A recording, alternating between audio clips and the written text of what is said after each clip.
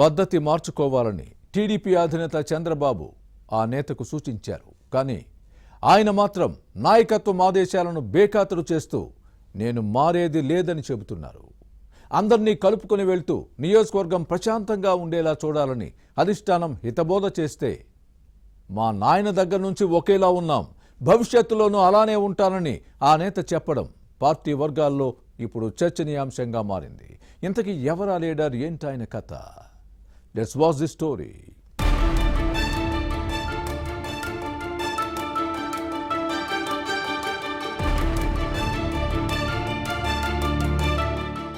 ఏపీలో కూటమి ప్రభుత్వం అధికారంలోకి వచ్చే నెల 2వ వారంతో ఏడాది పూర్తవుతుంది.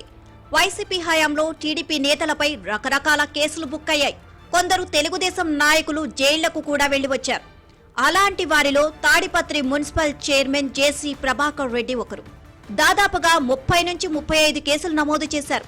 చివరకు దివాకర్ ట్రావెల్స్ బస్సుల రిజిస్ట్రేషన్ వ్యవహారంలో ఆర్థిక మూలాలను దెబ్బకొట్టి కడప సెంట్రల్ జైల్లో ఉంచారు.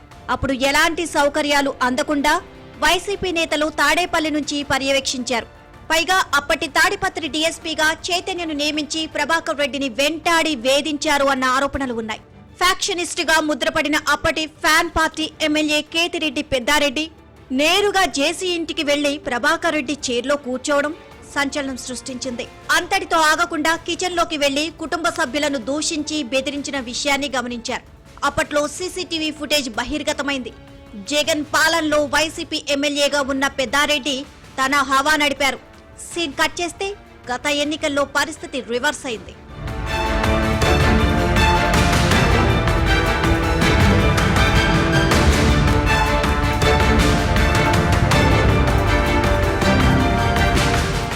పెద్దారెడ్డి పెట్టించిన కేసులు, వేధింపులను తట్టుకొని నిలబడిన జేసీ ప్రభాకర్ రెడ్డి సార్వత్రిక ఎన్నికల్లో తన సత్తా చాటి కుమారుడు అస్మిత్ రెడ్డిని తాడిపత్రి టీడీపీ ఎమ్మెల్యేగా గెలిపించుకున్నారు. దీంతో వైసీపీ అధికారంలో ఉన్నప్పుడు చేసిన అరాచకాలు పెద్దారెడ్డికి మైండ్లో రియల్గా తిరిగాయి. దీంతో కష్టాలు తప్పవని భావించిన ఈ మాజీ ఎమ్మెల్యేతో పాటు అనుచరులు తాడిపత్రి విడిచి వెళ్లాల్సి వచ్చింది. ఇదే సమయంలో ఫ్యాన్ పార్టీ పాలనలో బహిష్కరణకు గురైన టీడీపీ నేతలు తిరిగి వచ్చారు. మాజీ ఎమ్మెల్యే పెద్దారెడ్డి మాత్రం తాడిపత్రిలో అడుగు పెట్టలేని పరిస్థితి ఉంది.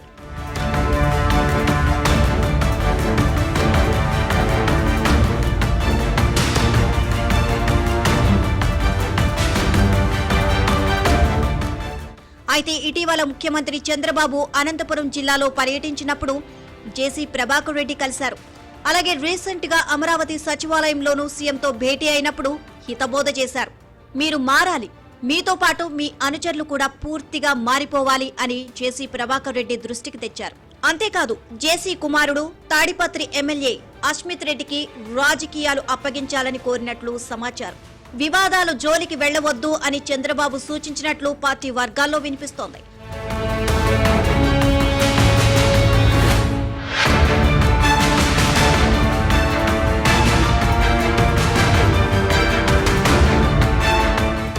అయితే చంద్రబాబు చెప్పింది సావధానంగా విన్న జేసీ ప్రభాకర్ రెడ్డి తన వాదన వినిపించకపోతే బాగుండదనుకున్నారు. ముఖ్యమంత్రి హితోపదేశంపై రియాక్ట్ అయ్యారట. రాజకీయ ప్రత్యర్థి పెద్దారెడ్డి తనతో పాటు అనుచరులను తీవ్ర ఇబ్బందులకు గురి చేసిన విషయాన్ని గుర్తు చేశారు. నేరుగా ఇంటికి వచ్చి కుర్చీలో కూర్చోవడమే కాకుండా మహిళలను దూషించిన విషయాన్ని ప్రస్తావించారు. అలాంటప్పుడు చేతులు ముడుచుకొని కూర్చోవాలా అని జేసీ ప్రభాకర్ రెడ్డి ముఖ్యమంత్రి చంద్రబాబును ప్రశ్నించినట్లు సమాచారం. సార్, మా నాయన ఎమ్మెల్యేగా పనిచేశారు. తాడిపత్రన్నా అక్కడ ప్రజలు నాకు ప్రాణంతో సమానం. ప్రత్యర్థి విషయంలో మారేది లేదు అని చంద్రబాబుకు స్పష్టం చేశారని టీడీపీ వర్గాల్లో వినిపిస్తోంది.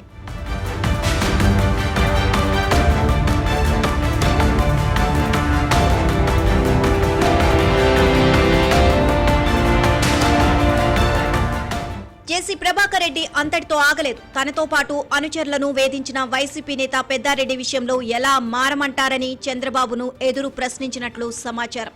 ముఖ్యమంత్రి మాత్రం తన సహజ శైలిలో ఏదైనా చట్ట ప్రకారం చెయ్యాలి, అలాగే శిక్షిద్దామని చెప్పినట్లు తెలిసింది. కానీ జేసీ ప్రభాకర్ రెడ్డి మాత్రం తన మొండి పట్టుదలను విడనాడలేదు. చిన్నప్పటి నుంచే ఇలానే రాజకీయం చేస్తున్నానని, ఇప్పుడు ఇలానే ఉంటానని చెప్పినట్లు పార్టీ వర్గాల్లో వినిపిస్తోంది. తాడిపత్రిలో ఉన్న పరిస్థితులు వేరని ప్రభాకర్ రెడ్డి చెప్పారట. అంతేకాదు సచివాలయంలో తనను కలిసిన మీడియా ప్రతినిధులకు అనుచరుణ్ణి చూపించి 5 ఏళ్లు జిల్లా నుంచి బహిష్కరించిన విషయాన్ని ప్రస్తావించి ఇతన్ని కుటుంబానికి ఏం సమాధానం చెప్పాలి అని ప్రశ్నించినట్లు సమాచారం. ఈ పరిస్థితుల్లో మాజీ ఎమ్మెల్యే జేసీ ప్రభాకర్ రెడ్డి తదుపరి అడుగులు ఎలా ఉంటాయో చూడాలి మరి.